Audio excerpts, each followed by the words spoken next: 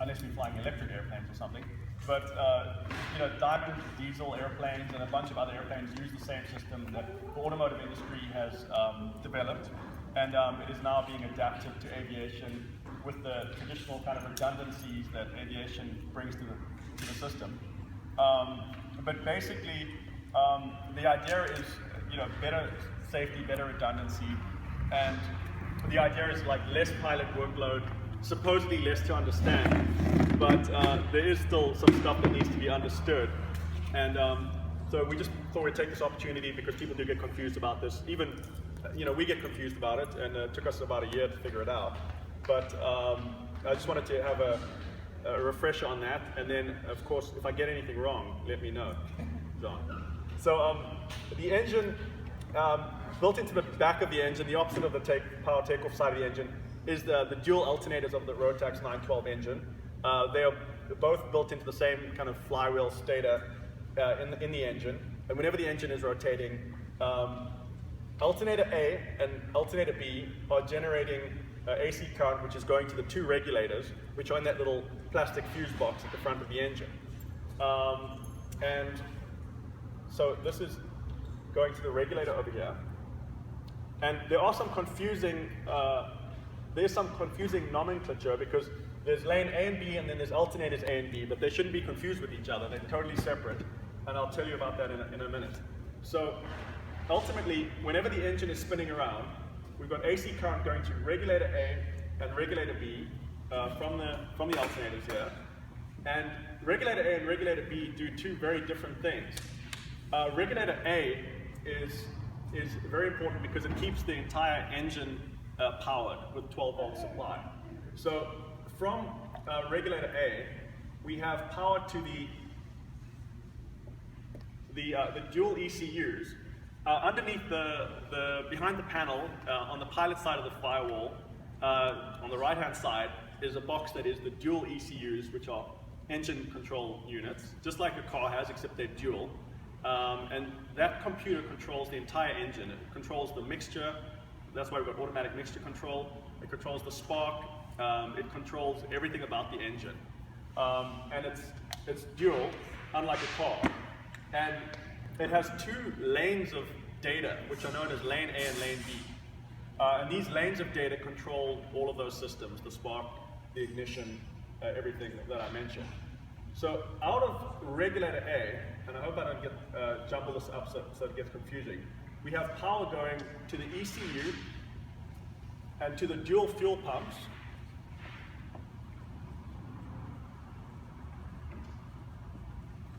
And of course the lanes control the ECU.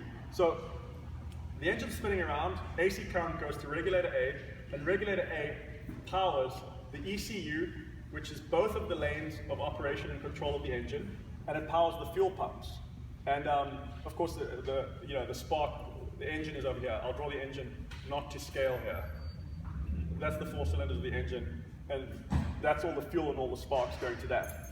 So without any use of the battery whatsoever, regulator A is keeping the engine alive. As long as the engine is spinning and regulator A is operating, alternator A is operating, the engine is alive. And you could have a flat bus battery, avionics bus battery, and it wouldn't make any difference.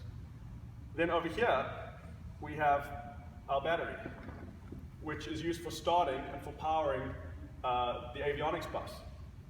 And this is where regulator B comes into play. Regulator B charges the battery. And then this goes to the avionics, and the radios, and the transponder.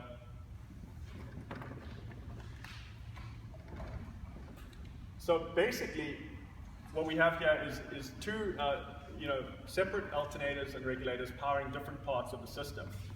So the question is, what would happen if any of these failed? If alternator or regulator A would fail, obviously the engine is then at risk. So what this fuse box, that clear plastic fuse box on the firewall does, is it will automatically switch over to internally to allow regulator B to power the engine components, which are the critical components. So without any pilot action at all, if you have a failure of this alternator or regulator, the fuse box will internally switch so that the engine stays alive using the charging circuit of alternator B and regulator B.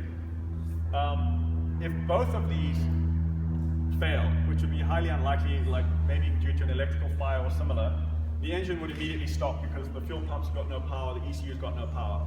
The engine would immediately stop. So at that point, we have, sorry, this is really messy.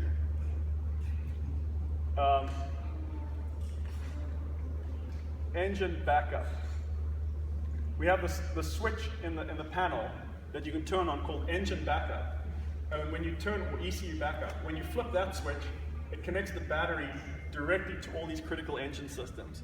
So the only time you need to use that switch is if both of the alternators had quit, both of the regulators had quit. So in essence, this is just to help understand how the electrical system works. This is extremely messy. The lanes, of course, we can talk about now. The lanes are, like I said, the two data lanes of data on the engine control units.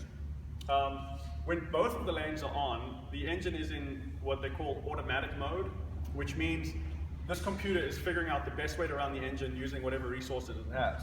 So when you have both of the lanes on, lane A might be controlling the entire engine, including both sets of spark plugs, the mixture for the whole engine completely. If at any point, in the milliseconds that it verifies this, if at any point the computer thinks that lane B could do a better job running the engine, it'll seamlessly switch over to lane B, and lane B will run all of the spark plugs, all of the fuel injection, the spark and everything. So this computer is running itself using whichever lane is the best lane at all times when both of these lanes are on. If you turn one of these lanes off, like when you're doing the lane check, if you turn B off, then lane A runs only the lane A side and runs half of the spark plug. So that's like a test mode where you turn off one of them and the lane A will run half of the spark plugs and whatever it does. When you switch it the other way, so B's on and A's off, then lane B is going to run half of the spark plugs and whatever it has access to. So it operates differently when both are on versus when one is on. If you turn one on, that one just does its job. If you turn the other one on, that one side just does its job. If you turn them both on, it gets into automatic mode where lane A might be running the whole engine. You don't know about it, they don't want you to know. It just runs the engine. So it's a different mode when both switches are on.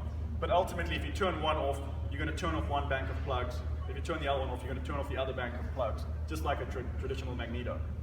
So that's how the lanes work. But alternator A, through regulator A, powers all the engine systems. And alternator B powers the battery and the bus, which is all your avionics. And if A fails, B will automatically run the engine. If both fail, the engine backup switch is the only way to get the engine back to life. But the bottom line is, if you start having an engine problem in flight, you've only got five things at your disposal, and those are the two lane switches, the two fuel pump switches, and this engine backup switch. So those are the only things you can have access to, no matter what your understanding of the system is. So problems that you can have include a flashing lane light or a solid lane light on lanes A or B. A flashing lane light means that there's some kind of sensor problem, normally minor in nature, like it could be EGT differential. So if you pull the power back rapidly, you can have a big EGT differential. That can make a light start flashing. And then you can stop the light from flashing just by bringing the power up and equalizing the EGTs. A solid light is more of a serious problem, like a major fault. Nothing normally too critical. And either of these faults can be solved by, like let's say bringing up the power, fixing the problem, or turning on a fuel pump if the pressure got too low, or resetting one of the lanes one at a time. So at a safe altitude, if you in flight encountered a solid red light on lane A, at a safe altitude you could turn lane A off, wait a few seconds, and then turn it back on again. And normally it'll reset the lane and clear the problem. If the light continues to come on, a solid light, that would indicate that there's a problem that should be addressed. And I wouldn't land in a field, to solve the problem. I would try to make it home and just exercise caution. But needless to say, if either lane A or lane B lights are on or flashing on the ground, you should never take off. That indicates there's a problem. And sometimes just shutting down the system and restarting it, like rebooting a computer, will fix it. Sometimes there is a serious problem. But that's pretty much it. So if you're in flight and you encounter a problem with the engine, the first thing I would do is make sure both of the fuel pumps are on, and then verify that none of the lights are flashing on the lanes or on. If one of the lights is flashing or on, solid, then I would reset that lane, do it real slowly, not just a flip, turn it off, wait a few seconds, turn it back on again, and try to clear up the problem. If the engine completely quits, of course do the normal checklist, which is the 7-up or whatever you may use. Make sure the engine's getting fuel, turn on the pumps, change the tank, whatever you can do. And if the engine doesn't restart, then at that point turn on the engine backup, because it could indicate that we're not getting power from the alternators to the engine. So in an extreme case of engine failure, definitely try restarting the engine with the engine backup on. And that is in the emergency checklist. But I don't know if this is clear enough to explain that system, but that's basically how the alternators and the lanes operated. Try to clear up some of the confusion between the A and B here and the A and B here. It would be much better if this was 1 and 2, and then that was A and B, just to differentiate that they're not related at all. And any questions? Yeah.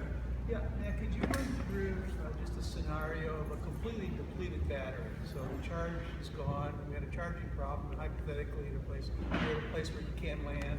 But yeah. Go through just the scenario, what you're losing, what it looks like. Yeah. So in Sam's case, they had a failure of regulator B over here. So the indication of it was the voltage on the EFIS started dropping. You could see that the bus voltage, therefore the battery voltage, was going down. So the battery was not getting charged. So of course, is there an alarm associated with that? It'll say supply on backup. If the voltage drops too low, it'll say supply on backup. There's not a specific thing that says alternator B failure, which would be nice, but there's not. So in that case, they started seeing a voltage that was decreasing. So that indicated that alternator B was not charging. So in that case, they've got no real risk, except for a loss of redundancy. They've got no real risk of the engine quitting, because as long as the engine keeps spinning and alternator and regulator A keep operating, the engine will stay alive, as long as you're still flying.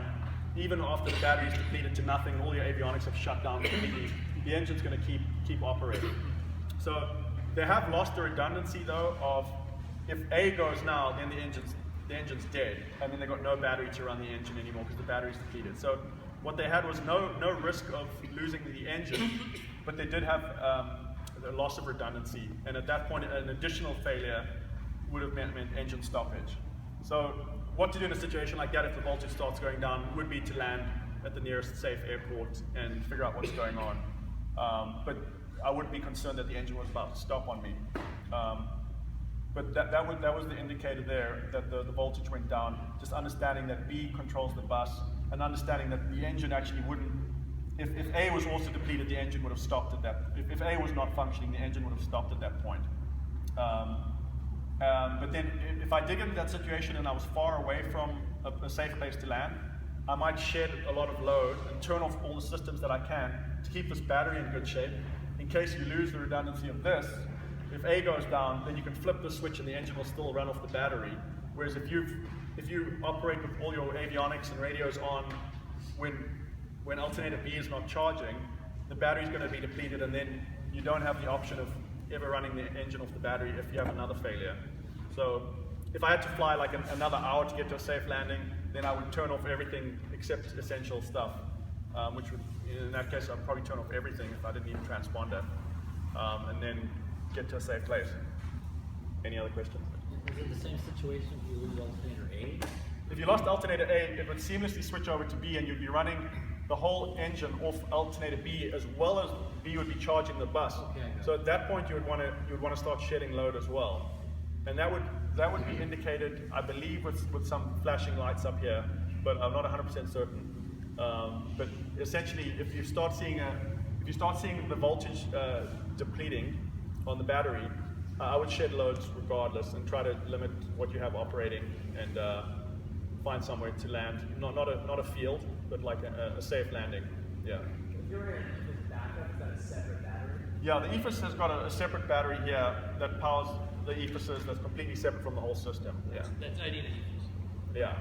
And the little EFIS backup voltage is just that little tiny battery. Any other questions? Yeah. Somebody else? Go for it.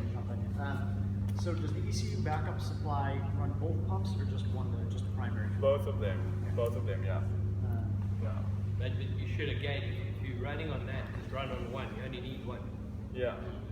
Yeah, just They do consume a lot of power. exactly. You're talking about the fuel pumps? Yeah, John's correct. So what John's saying is that the fuel pumps use a lot of power. So if you were in a load shedding scenario where you were running off the backup, you only use one pump. You only need one pump to generate the pressure you need, and both pumps is going to use a lot of current.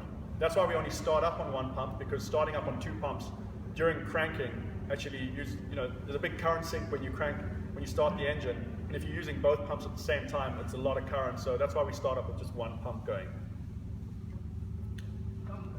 Yeah. When you have both pumps the fuel is flowing through both pumps Yeah. simultaneously, or still actually one's a backup? No, it goes through both of them. There's a backup system here that goes like this, and it's like a loop like this. And so the fuel comes in and goes through the one pump, and it pumps through both of them at the same time. So they're both operating. Sorry. Does if you've lost the power to the engine and you're working on restoring it, is the engine going to continue to windmill, or do you have to restart it with the starting motor? Yeah, you will. The engine's the compression is way too high. The engine would be almost impossible to hand prop on the ground. So like the traditional like low compression aircraft engines that windmill, those are also the ones you can just go stand in front of a pipe and come and go, boom, and it'll start right away. This thing, John could probably prop start it, but no one else. Okay. Scared. Yeah. Anything else? Yeah. Go ahead. My question isn't related to the electrical system, but it is related to fuel flow. Are the fuel pumps strong enough and the cowling provides enough airflow that these slings don't have a problem with vapor lock? No, the IS engines, the pressure is so high that, and the circulation is so great that it circulates about 25 gallons an hour through the system via the bypass, and the pressure is like 40 psi plus, so there's no chance of vapor lock. So that's where fuel injection helps things like vapor lock and carb ice, and it solves those problems. So there would never be a vapor lock problem that I've seen, unless Sean's seen it. No. I mean, if I could just add a bit as well, with all the engines we've used of these, over 100 of them, other than one which was an unusual problem, none of them have stopped. So just to reiterate, if you have lane lights go on, it's not reasonable panic. Just manage it nicely. The engine's not just going to stop. If it's flashing, it's reset it. If it's on, reset that lane. And try to keep a cool head. They don't just stop. It's a wonderful system, although it has some teething problems. It's got far more redundancy than the old double mags. So if a light goes on, that's when you get really cool, reset it, normally resets, and if it doesn't, fly to the nearest airfield and land safely. And if you have a solid light on, Matt said, make sure you turn off the lane with the light on, not the other one. And if you're in the pattern, maybe you want to land first before you do that, and then you can troubleshoot. So, if your engine's still running, it's still a good flying airplane. Yeah, are the lane switches good for anything except for run-up test and cycling a lane that's failed in flight? That's pretty much all they do. That's all they do? That's pretty much all they do. Okay. How long do you have if you wind up on ECU backup? You've got a full battery. I wouldn't chance it, but I imagine maybe 30 minutes at the most. Yeah. I'd say at least if you're not consuming other power, if you get rid of your lights and there's much else, it doesn't use much to run the engine, so half an hour would probably be safe, yeah. Yeah. Yeah. So on startup, you had issues with the lane won't go out. I apologize if you're doing this all the time, but there's some troubleshooting being done with it that might come back. What's actually happening? Or is that something that might come out? Basically, there's either a problem, and the problems can range from things like an EGT probe that's intermittent to like a manifold pressure sensor that was intermittent for half a second to like an improper like boot up of one of the systems to like any kind of electrical fault that, you know, when we look at the fault logs after having a problem, it turns out to be something really small like that. So just shutting it down and restarting it, if that happens, it's very rare. But once in a while we have like a Christmas tree of flashing lights when we start up, and then just shut it down and restart it and everything's perfect. So improper boot, a little transient problem like a fuel pressure drop because you put a fuel pump down or something like that, but it never turns out to be anything too serious. But restarting the system if necessary works. And we very, very seldom have a light come on in flight, and if we do, it normally goes away with the lane reset. So, yeah. One more question. So, when all systems are operating at 14.7 volt electrical systems, when you go down to that battery, presumably you're right? Yeah, when you switch this one on here, yeah, exactly. And the system, you know, I'm not sure what the low voltages it can withstand, but it's probably like somewhere like 9 or 10 volts. 9 volts, the system will run itself. So, but yeah, you're right. It's got voltage regulation in, you know, in each one of these boxes to make sure it's getting good power to the devices. Just wondering, the ECU keeps a record in box. It keeps all the records, yeah. Later you can come back and. Yeah, it keeps reams of data. It's got everything, every single thing. Even the flashing, the solid. All of that. Yeah, all of that, yeah. And it probably even tracks exactly where you fly, but we don't have access to that information. But we're talking about underneath us. It's got a little camera that takes pictures of your face as well with the lights flashing. Yeah, yeah. I do have a question. I'm sorry, Yes. it's ignorant, sure. But you keep saying don't land on the field. Why is that? Just because if you have any kind of like system issue developing, the worst thing you would possibly want to do is create an emergency that wasn't already there. So if you were going to now risk landing in a farmer's field with big potholes and rocks hidden under, you know, cornfield, then you could end up upside down in a ditch. Whereas if you just fly for 10 more minutes and land at an airport, you'll be fine, and you shut it down and restart it and it works fine. So the main thing was not, like in the Rotax manual, they refer to a solid light as like an emergency land immediately situation. But you know, you don't want to create an emergency if it is not really an emergency. So just kind of assessing where you're at, risk management, and deciding that, you know, it's worth trying to make it the next safe field instead of landing in a farmer's field. That's But where you can land on the road. yeah, you might get hit by a car. It has many risks. Telephone poles, wires. Yeah, yeah.